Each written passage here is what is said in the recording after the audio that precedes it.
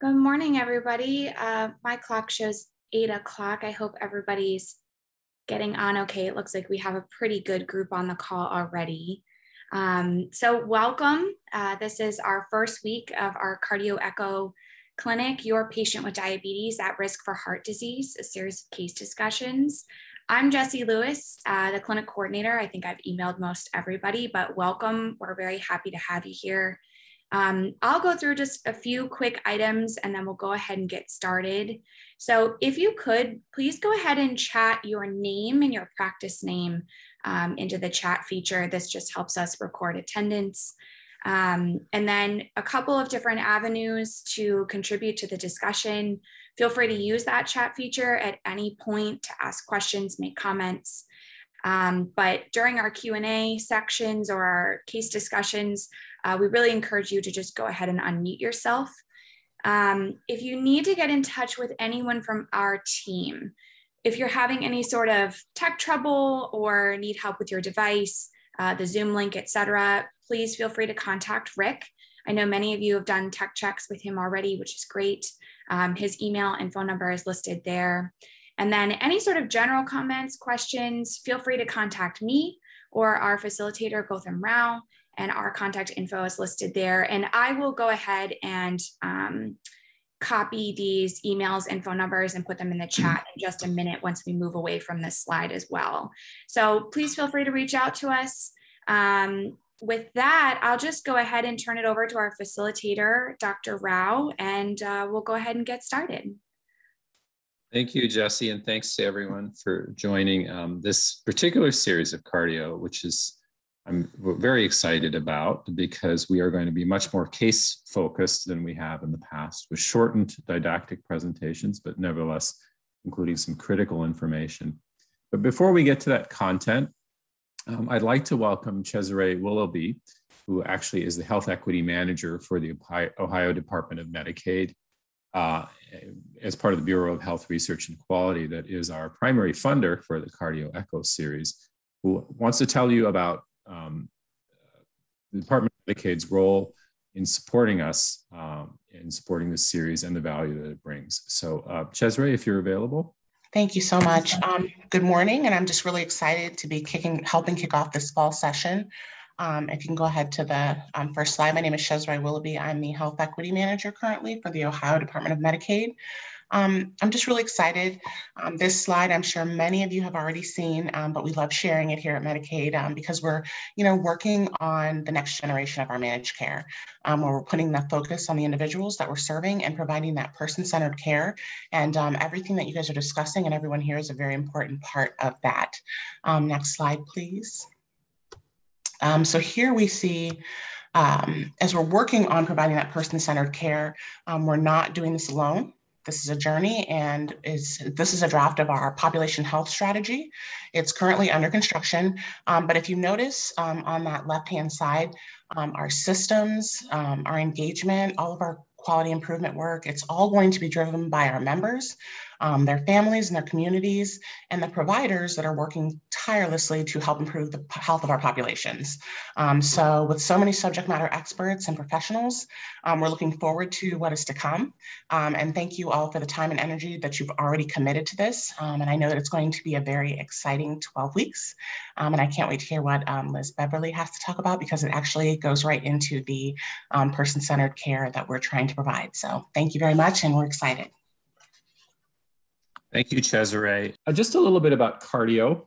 So we are now 4 years old, and the original mission was to help improve cardiovascular diabetes health outcomes and to reduce disparities in Ohio's Medicaid population. So the Medicaid population is quite large, of course, and Ohio, being a state with a somewhat older population than the national average, has a large number of people with both diabetes and other cardiovascular risks.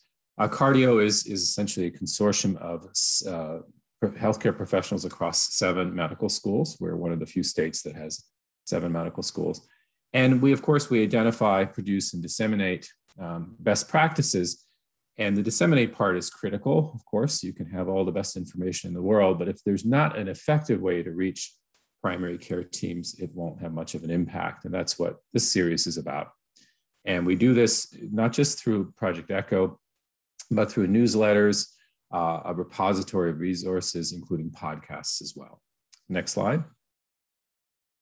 So I'm going to just briefly introduce myself and a few of the folks who were unable to join us this morning, and I'll let everyone else introduce themselves in sequence. So I'm Gautam Rao. I am the director of the Cardi-OH program and a professor at Case Western and the chair of family medicine and community health. Adam Przynski is an associate professor of sociology and medicine, also at Case Western, with a focus on health disparities. And unfortunately, Adam is unable to join us this morning. And among our other content experts is Jackson Wright, who is one of the nation's leading hypertension experts and served on the most recent JNC panel on hypertension, and will be hopefully able to join us next week as well. So I'm going to actually ask Jim to start and introduce yourself, Jim.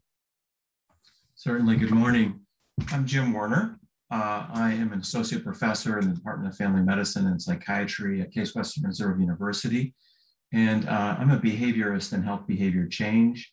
I work with Dr. Rao in a clinic to help patients manage their weight more effectively. So I'll be talking and commenting about how to help patients motivate themselves and change their health behaviors.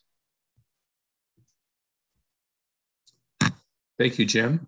Mary Lee Clemens. Good morning, everyone. My name is Mary Lee Clemens. I'm a pharmacist with University of Toledo General Internal Medicine. Within the clinic, I focus on chronic disease management, mainly on diabetes, hypertension, lipids, and smoking cessation. Thank you, Mary Lee. And Kathleen? Hi, everyone. I'm Kathleen Dungan. I'm an endocrinologist at Ohio State University, where I take care of patients with diabetes, oversee our diabetes clinical programs, and run clinical trials. Thank you, Kathleen. You were sounding a little bit muffled. I don't know if you can turn up your microphone or just place it closer. And Chris, are you on? Chris Taylor? Yes, I'm here. Chris Taylor. I'm a professor and the director of medical dietetics at The Ohio State University, and trained as a registered dietitian and focused on lifestyle behaviors and how it's related to obesity and chronic disease. Thank you, Chris. And Karen from Ohio University.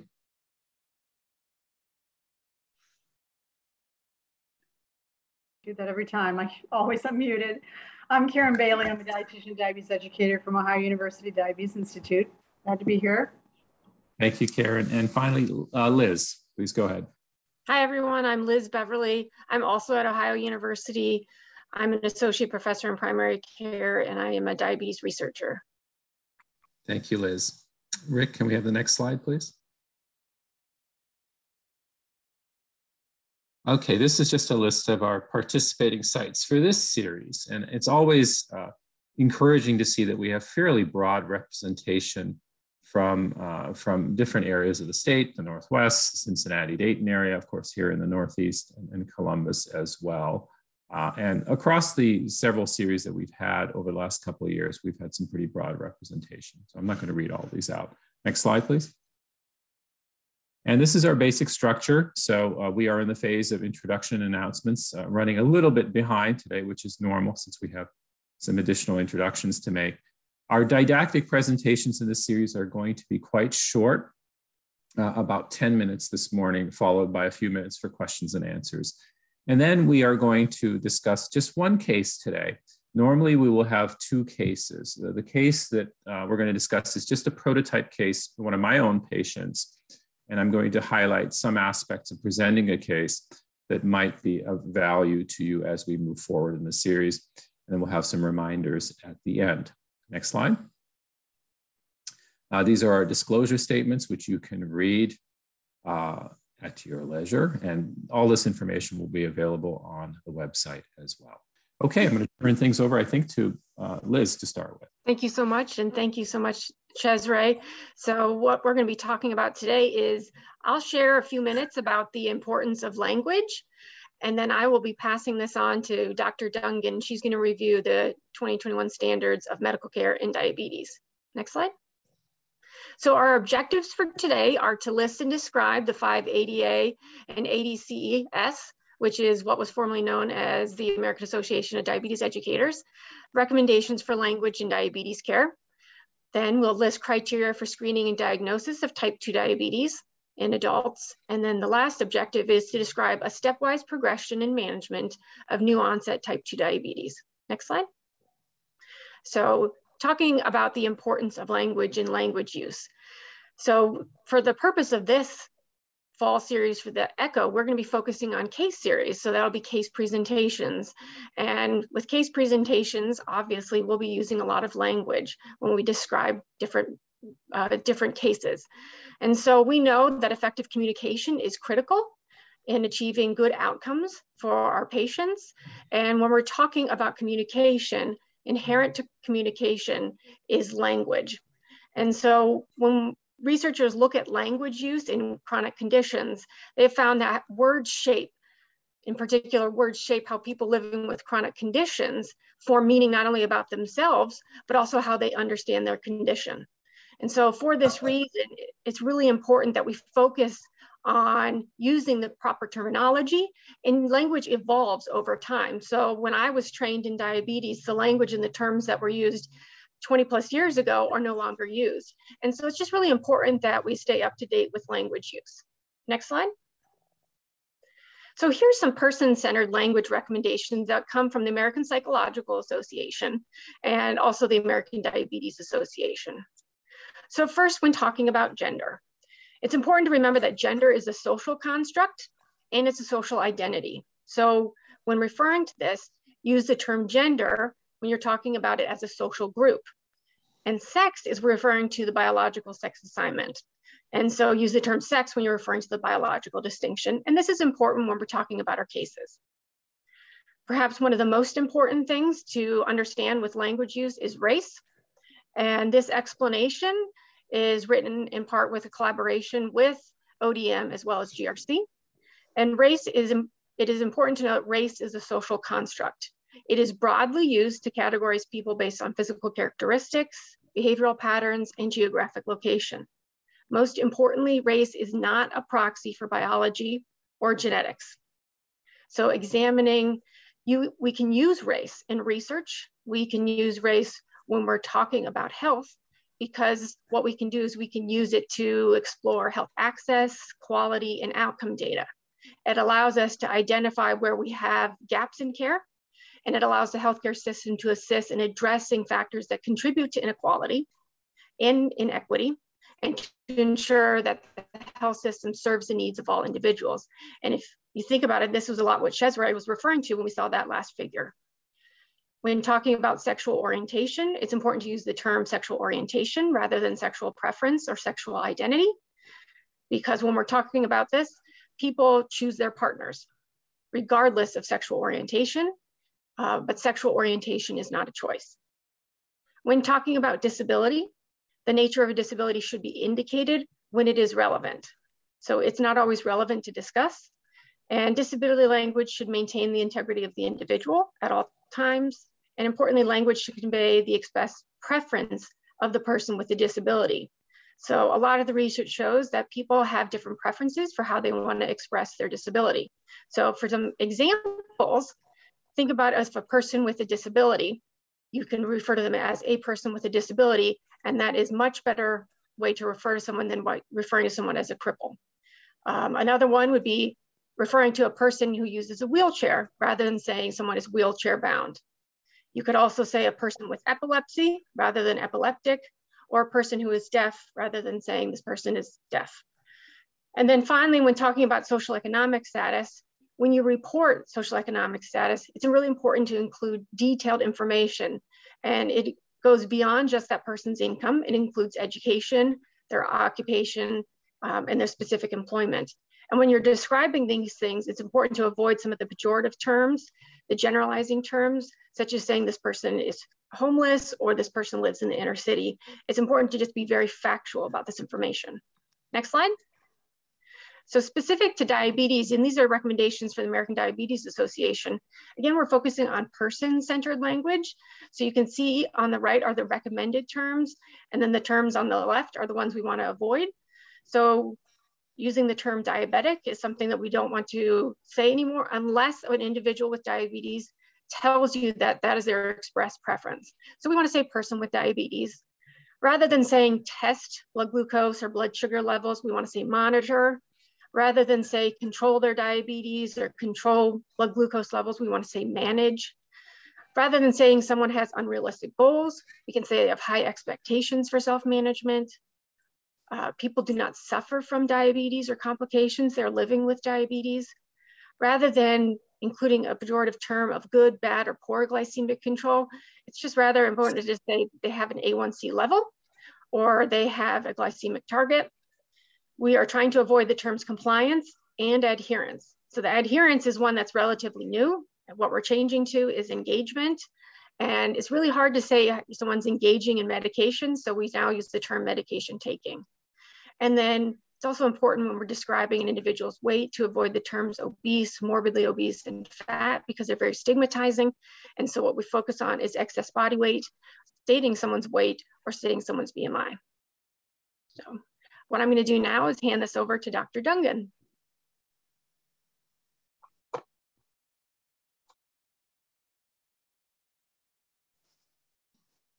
Is the sound better now? Sounds fine, Kathleen. Thank you. All right. So I have a phone, a landline, so that to make sure my sound is good. Okay, so I'm going to review the standards of medical care in diabetes. These were actually they're updated every year and based upon a very large document that's put out by the ADA. Next slide. So first off, just to get everyone on the same level playing field, really what's the biggest part of diabetes oftentimes is what we cannot see, and that is asymptomatic diabetes. And so it's very important, of course, to screen for diabetes. And this really lays out here who should be screened. Basically, anyone who's over the age of 45, and then anyone who is overweight or who has overweight or has obesity with one or more risk factors. And you can see those all laid out here. Patients should then be screened every 3 years if normal, and annually if they have prediabetes, either impaired fasting glucose or impaired glucose tolerance. Next slide. And the methods of screening, I think all of us are pretty well aware. Those are laid out for you here, and the definitions of normal, pre-diabetes, and diabetes also here. So your fasting glucose greater than or equal to 126, a 2-hour oral glucose tolerance test at that 2-hour time point greater than or equal to 200, and an A1C of greater than or equal to 6.5. Importantly, one of the things that we sometimes forget to do is that this should be confirmed with another test at the same or a different time point, or with the same test on a different sample at a different time point to make that diagnosis. And you can also designate the diabetes diagnosis in those patients who have symptoms of diabetes and have a random glucose of greater than or equal to 200. And it's important then, once you've identified patients, to put them on a management plan. If they have pre-diabetes, that involves an intervention program that follows the diabetes prevention program. And they all will need counseling of some type on an individualized medical nutrition therapy, and intensive lifestyle, whether it's diabetes or pre-diabetes. Next slide. In terms of following patients over time, the first step is to assess a treatment goal. And in the general population who are otherwise reasonably healthy adults, we're still aiming for an A1C target of less than 7%, and those are the glucose targets there that generally correspond with an A1C of less than 7%. This is the most important tool that we have to predict long-term microvascular complications. In older adults or people who have other health conditions that limit their life expectancy and or benefit, and or who have an inordinate amount of risk related to over-medication, these targets should then be individualized. And so you can see those A1C targets there. And this should all be on a background of a conversation with the patient in terms of what are their preferences and capabilities. And it can be fluid. It could change over time as the patient's goals change. And that could be based on their motivation and or other mitigating factors. Next slide. So glucose monitoring is an important part of daily self-management for many patients. If they're not requiring insulin, they may or may not benefit from self-monitored glucose. If you're going to implement that, it should be under a structured plan, and they should have the resources to be able to deal with the information. But just checking a glucose once a day in the morning, as is often the case, probably doesn't inform their care to a great extent. On the other hand, patients who are on insulin therapy do typically need to do glucose self-monitoring on basal insulin at least one, but probably ideally more times per day, especially the fasting glucose, to adjust that basal insulin dose. And then if they're on multiple injections of insulin per day, then generally they need to test 3 or 4 times a day. And in addition, thinking about all these other times of the day, like driving, with exercise, or with symptoms of hypoglycemia. And then on the second column there is a continuous glucose monitoring. We have increasing data now that CGM is useful for people with type 2 diabetes. It may or may not be cost effective in those patients who are not on insulin therapy. In patients who are on basal insulin, we have more data that does suggest it reduces the A1C further, reduces the risk of hypoglycemia, but is often not covered at this point. For patients who are on multiple injections a day, oftentimes it is covered. It can be somewhat cumbersome to get access to CGM, but it is actually quite useful. And in particular, patients who have hypoglycemia or hypoglycemia unawareness. Next slide.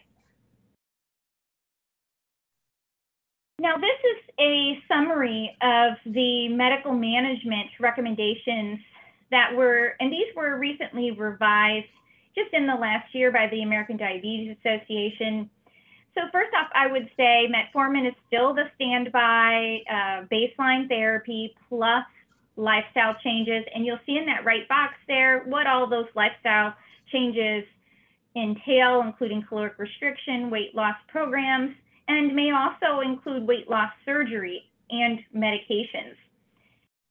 The other consideration is if the A1C is more than 1.5% above target, consider doing 2 glucose lowering therapies to get them to target. Keeping in mind that the first agent is generally the most effective and each successive agent is slightly less effective when added. And all agents should generally, if there are no contraindications, be added rather than substituted in general succession. So then the next branch point on the ADA standards of care is to determine whether the patient has cardiovascular disease or kidney disease.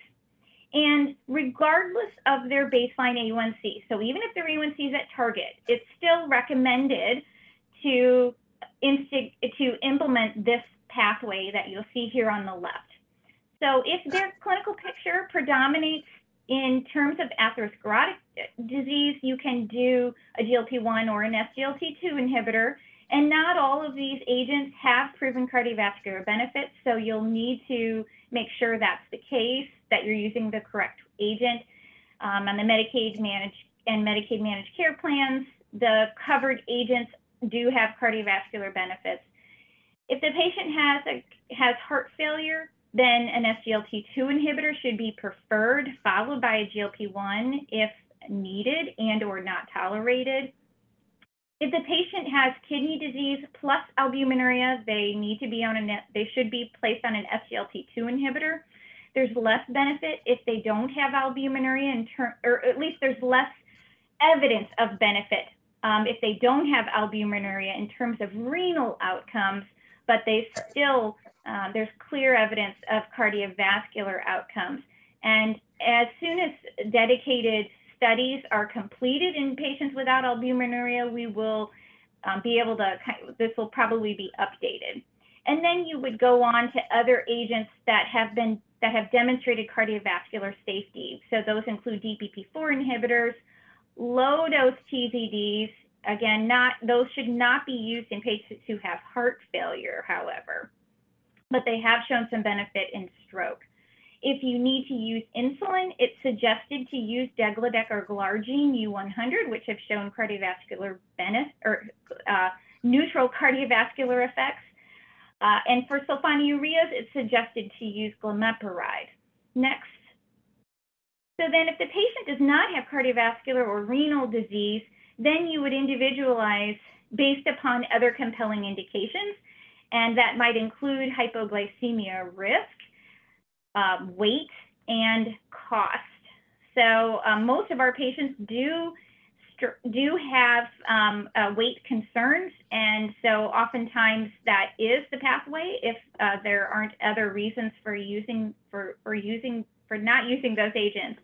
The cheapest medications are generally older and tend to have other side effects, sulfonylureas or TZDs, but they can be very effective and very useful in getting patients to target.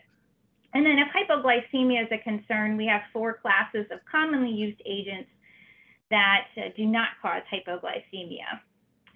So next, and then if either of those, if none of these agents can be used or are effective, then you can intensify further, keeping in mind that at some point you will need to add insulin, generally at least after the third non-insulin agent.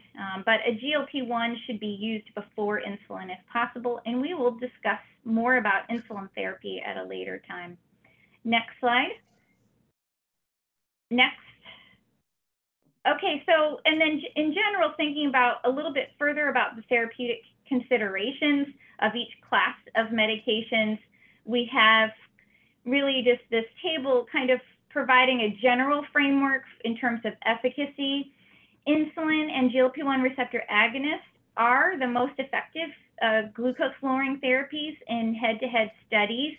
GLP-1s generally have similar A1C reductions and or better A1C reductions with less hypoglycemia and weight loss compared to basal insulin. When you need further intensification, however, basal insulin is a great addition to a GLP-1 agonist. The other agents are somewhat intermediate, with the DPP-4 inhibitor probably being slightly less effective than some of the other agents, and know that the A1C reduction is dependent upon baseline A1C. With the higher baseline A1C, the more A1C reduction you should expect. Hypoglycemia is a current concern with sulfonylureas or insulin. Weight, as mentioned, can increase with sulfonylureas or insulin, partly due to hypoglycemia, and TZDs also can cause mainly fluid retention, but also weight gain in subcutaneous fat. And then finally, side effects are a consideration here. I won't have a lot of time to go through all of these, but those are noted for you there. In particular, metformin, we often avoid it due to the risk of lactic acidosis, but the risk is extremely low and generally historical from one of its predecessors. And the FDA has revised guidelines for adjustment of dose with renal dysfunction. For SGLT2 inhibitors, keeping in mind that the genital mycotic infections are probably the most common, but generally very treatable, not necessarily a reason to discontinue therapy unless it becomes cumbersome. They are also associated with euglycemic DKA. And then in terms of cardiovascular benefits, really the only drugs that are classes of medicines that have shown that are the SGLT2s and GLP-1s. Cost is definitely a concern, and the newer agents are often the most beneficial in terms of side effect and or cardiovascular or renal benefits are more expensive. Next. And I think we can pause there. Okay, thank you, Kathleen, for a really great and still comprehensive overview. Are there any